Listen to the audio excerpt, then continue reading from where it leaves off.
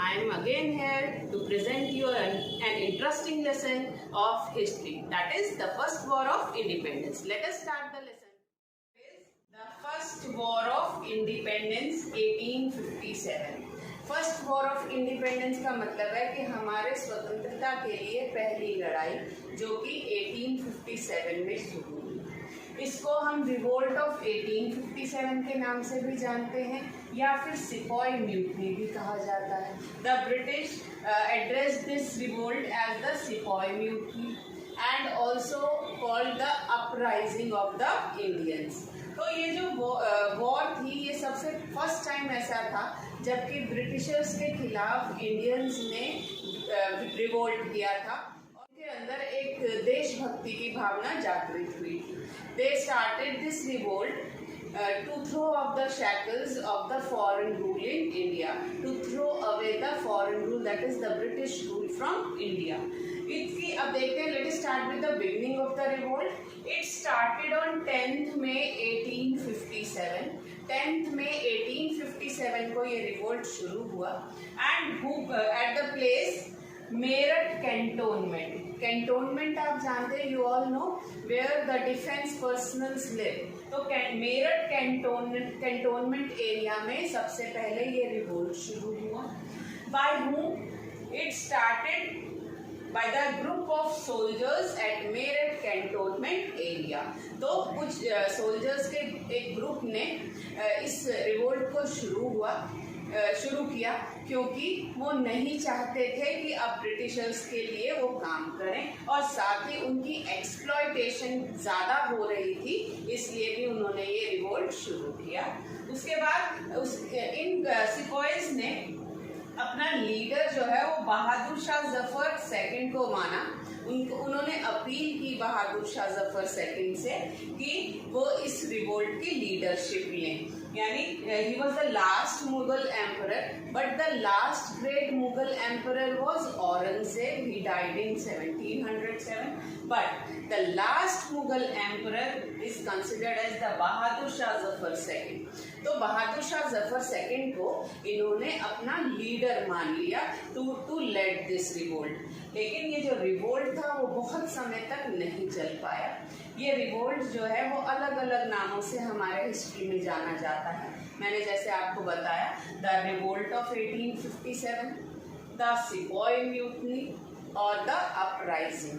This revolt was started in Meerut on 10th May 1857. Let us move on to the next topics. This revolt started when the Europeans or the East India Company came to India. The company rule in India began in 1757. 1757 के बाद से east India Company का rule जो है वो आ चुका था हमारे देश में। ये जो कंपनी रूल है, which company was there? East India Company थी।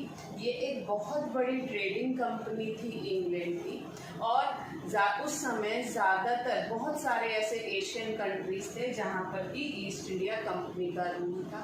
East India company was provided special privileges by the England government.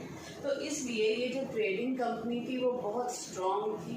इसकी खुद की आर्मी यूनिट्स थी, बहुत सारे ऐसे इनके ट्रेड सेंटर्स थे जो कि पूरे इंडिया में रूल कर रहे थे, पूरे इंडिया को कंट्रोल कर रहे थे। The aim of the company, East India Company, was to exploit Indian resources. हमारे इंडिया में बहुत सारे रिसोर्सेज थी। पहले हमारे इंडिया को वेल्दी नेशन कहा जाता था, सोने की चिड़िया के नाम से जाना जाता था। लेकिन ईस्ट इंडिया कंपनी का इसीलिए प्रमुख जो एम था वो क्या था? इंडियन रिसोर्सेज को एक्सप्लॉइट करना, यानी ज़्यादा से ज़्यादा हमारे रिसोर्सेज का यूज़ करना और साथ ही इसको ख़त्म करना। उसके बाद था to expand their area under control. इसका मतलब है कि वो चाहते थे कि ज़्यादा से ज़्यादा इंडियन लैंड जो है वो उनके कंट्रोल में आ जाए। उसके बाद to send Indian wealth to England was another aim of the East India Company. East India Company का एक और एम भी था कि ज़्यादा से ज़्यादा जो इंडियन वेल्थ है, क्योंकि बहुत रिच नेशन था इंडिया, तो ज़्यादा से ज़्यादा इंडियन वेल्थ जो है वो इंग्लैंड पहुंचाई जाए. This was the main M of the East India company, a very big trading company of England, and they were provided special privileges by England government.